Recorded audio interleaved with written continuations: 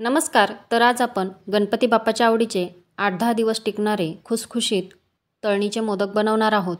आणि मोदकाला कळ्या पाडण्याची सर्वात सोपी पद्धतसुद्धा आज मी तुम्हाला सांगणार आहे. कणिक भिजवण्यासाठी एका भांड्यामध्ये 1 वाटी गव्हाचं पीठ, 1 वाटी रवा, बारीक रवा घेतलेला आहे. चवीनुसार मीठ टाकायचं, व्यवस्थित मिक्स करून घ्यायचं, कोरडंच मिश्रण. त्यानंतर एका फोडणी पात्रामध्ये 2 चमचे साजूक तूप घ्यायचं आणि तूप कडकडीत गरम करून घ्यायचं. आता हे कडकडीत तुपाचं मोहन तयार केलेल्या पीठ आणि रव्यामध्ये टाकायचं आणि व्यवस्थित चमच्याने मिक्स करून घ्यायचं अगोदर, म्हणजे चटका लागणार नाही. त्यानंतर हातानेच व्यवस्थित सर्व पिठाला आणि रव्याला हे मोहन चोळून घ्यायचं.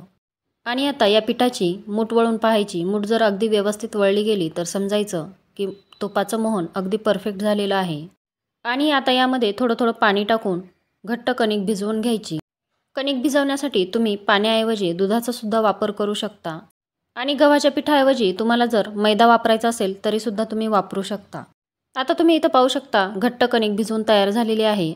आता या कणकेला थोडंसं तेल लावून पुन्हा एकदा 1-2 मिनिटासाठी मळून घ्यायचं आणि झाकण ठेवून 10 ते 15 मिनिटं रेस्ट करायला ठेवायची. म्हणजे त्यामध्ये आपण जो रवा वापरलेला आहे तो व्यवस्थित फुलेल. आता कणिक भिजेपर्यंत आपण इथं सारण तयार करून घेऊया. त्यासाठी कढईमध्ये अर्धा चमचा साजूक तूप घ्यायचं. तूप व्यवस्थित गरम झाल्यावर त्यामध्ये अर्धा चमचा खसखस टाकायची. खसखस व्यवस्थित गरम झाल्यावर त्यामध्ये 1 वाटी किसलेलं ओलं खोबरं टाकायचं किंवा तुम्ही खोवूनसुद्धा घेऊ शकता. आता खोबरं व्यवस्थित परतवून घ्यायचं तुपावरती, म्हणजे त्यातला जो ओलेपणा आहे तो कमी होईल. म्हणजे आपलं सारण किंवा आपण जे मोदक तयार करणार आहोत ते जास्त दिवस टिकतील. आता इथं तुम्ही पाहू शकता खोबऱ्याचा ओलेपणा बऱ्यापैकी कमी झालेला आहे. आता त्यामध्ये अर्धी वाटी बारीक चिरलेला गूळ टाकायचा आणि व्यवस्थित मिक्स करून घ्यायचं. जोपर्यंत गूळ आणि खोबरं व्यवस्थित मिक्स होत नाही, एकजीव होत नाही आणि खोबऱ्याचा रंग बदलत नाही तोपर्यंत आपल्याला हे सारण परतवत राहायचं आहे. आता तुम्ही पाहू शकता खोबऱ्याचा रंग बदलत आहे, म्हणजेच गूळ आणि खोबरं व्यवस्थित एकजीव होत आहे. तोपर्यंत आपल्याला हे परतवून घ्यायचं आहे. आणि आता साधारणतः 3 ते 4 मिनिटांनंतर तुम्ही पाहू शकता खोबरं आणि गूळ पूर्णपणे एकजीव झालेले आहे. आता हे सारण पूर्णपणे थंड होऊ द्यायचं. तोपर्यंत इथं आपलं कणिकसुद्धा भिजलेली आहे. तुम्ही पाहू शकता व्यवस्थित सॉफ्ट झालेली आहे. आता जे सारण आपण तयार करून घेतलेलं आहे त्यामध्ये अर्धा चमचा वेलची पावडर टाकायची आणि व्यवस्थित मिक्स करून घ्यायचं.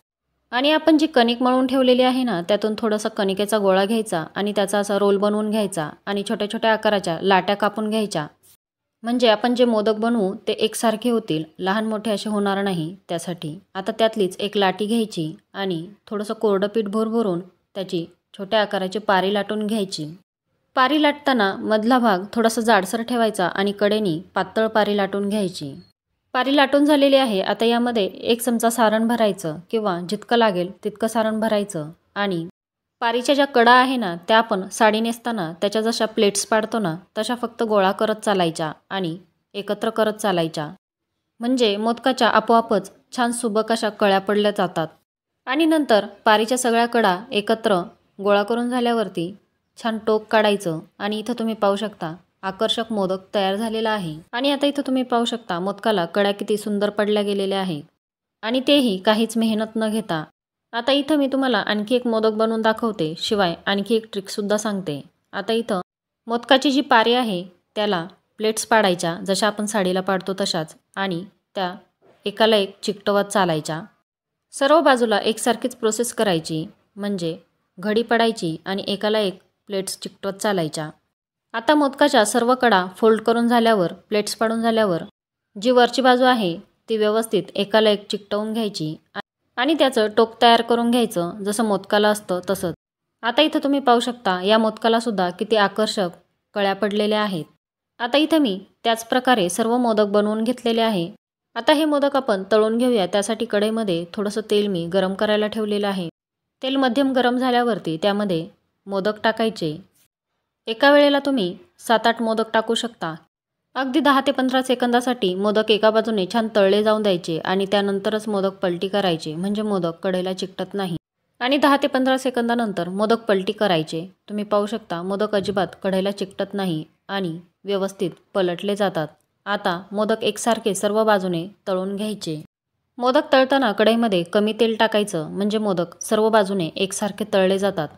तेलाचं प्रमाण जर जास्त झालं तर मोदक व्यवस्थित तळले जात नाही, ते तेलावरती तरंगतात आणि मोदकाच्या टोकाच्या साईडने मोदक कच्चेच राहतात.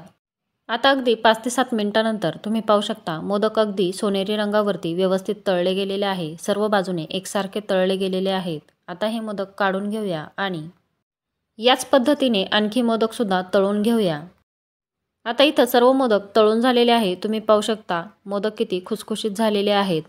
तुम्हाला जर ही रेसिपी आवडली असेल तर जास्तीत जास्त लाईक करा, शेअर करा आणि चॅनलला नक्की सबस्क्राईब करा आणि ही रेसिपी तुम्हीसुद्धा नक्की ट्राय करून पहा.